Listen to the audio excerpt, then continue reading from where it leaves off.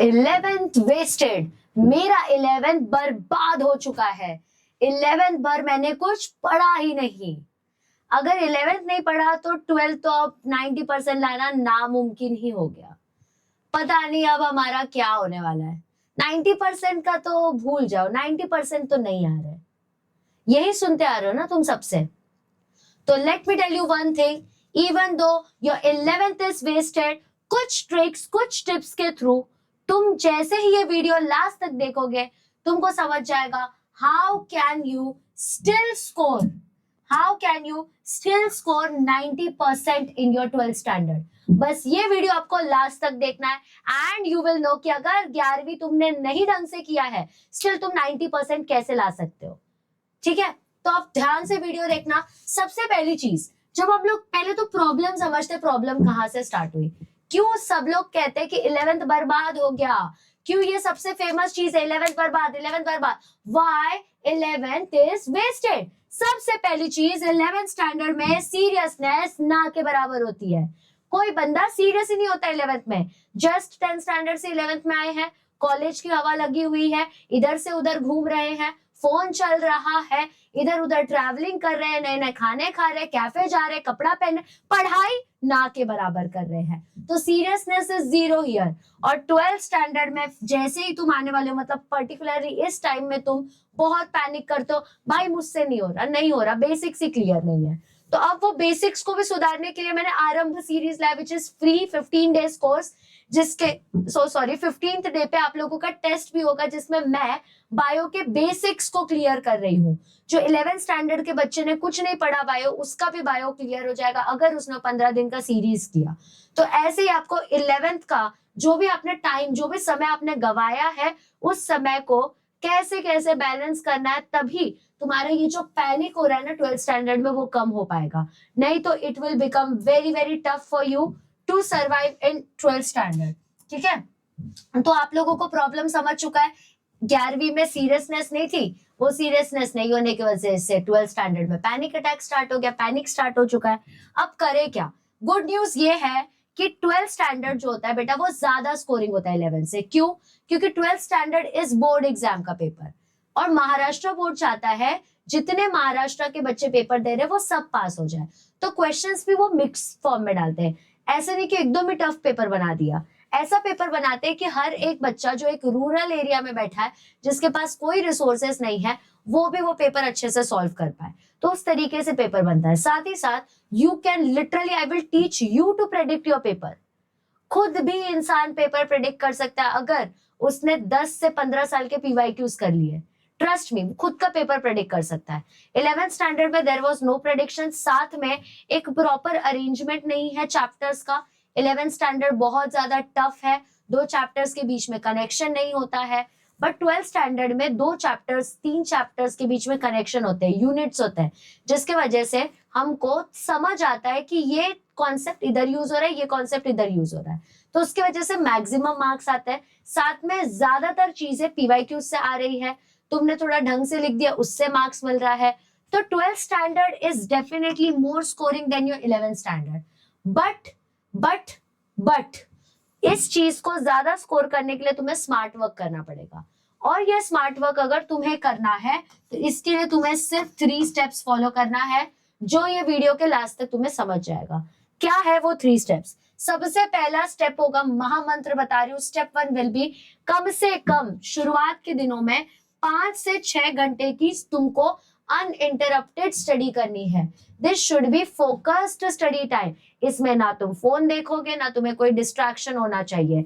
बीच में breaks definitely लेना, but in 5 से 6 घंटे के बीच में जब तुम्हारे आंखों के सामने किताब है, उस टाइम आंखों के सामने से रील स्क्रॉल होते हुए नहीं दिखना चाहिए। तुम खुद को बेवकूफ बना रहे हो, पेरेंट्स टीचर्स सब साइड गए, तुम खुद का फ्यूचर खुद खराब कर रहे हो।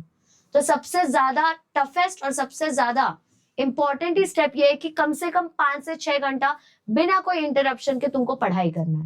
Now it is up to you, तुम कैसे करो।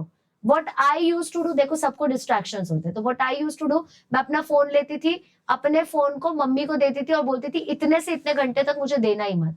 और मम्मियों को तो फोन लेने में बड़ा मजा आता है, स्पेशली अगर तुम ब्राउन फैमिली से हो तो मजा ही आना है।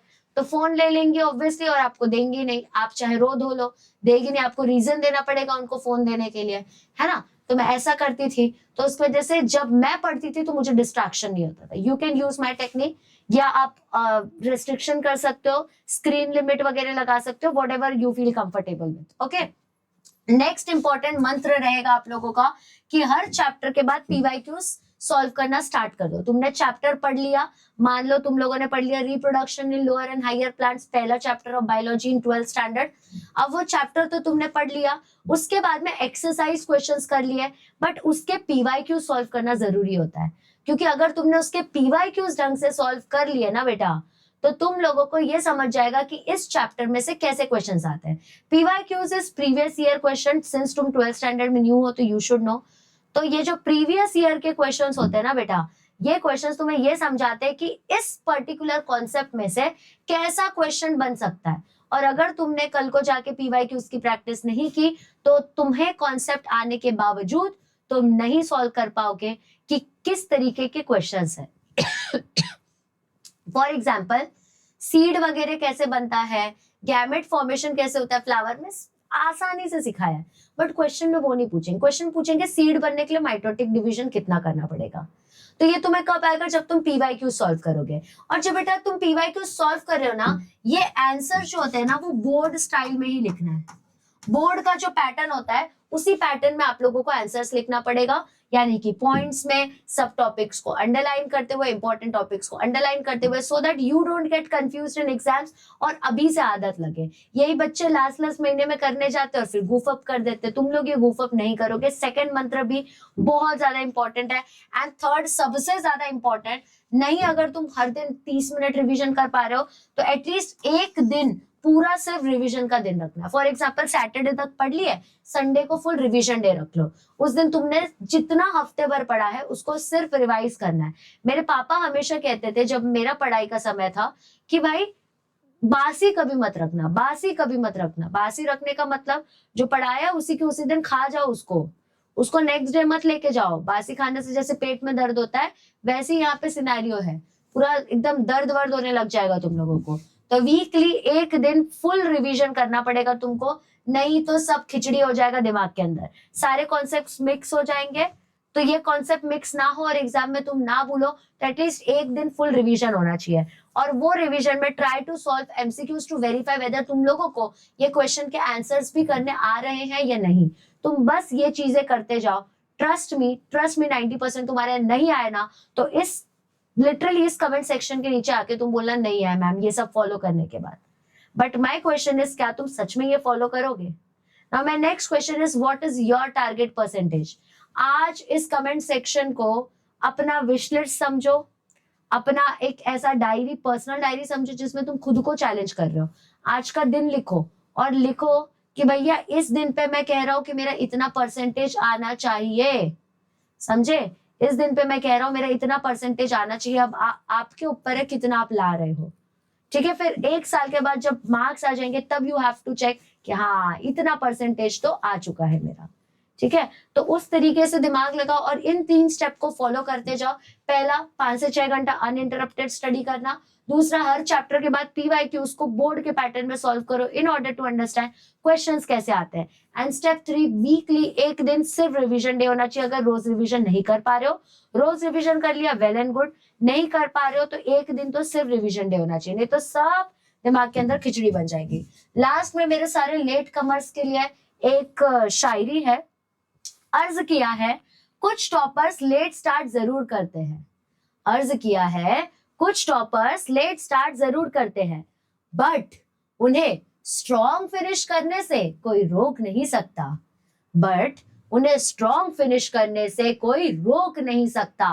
रोक सकता है तो वो तुम खुद हो। This is you versus you. You need to gear up in order to get into a Mercedes or BMW or Maserati, whatever you're planning.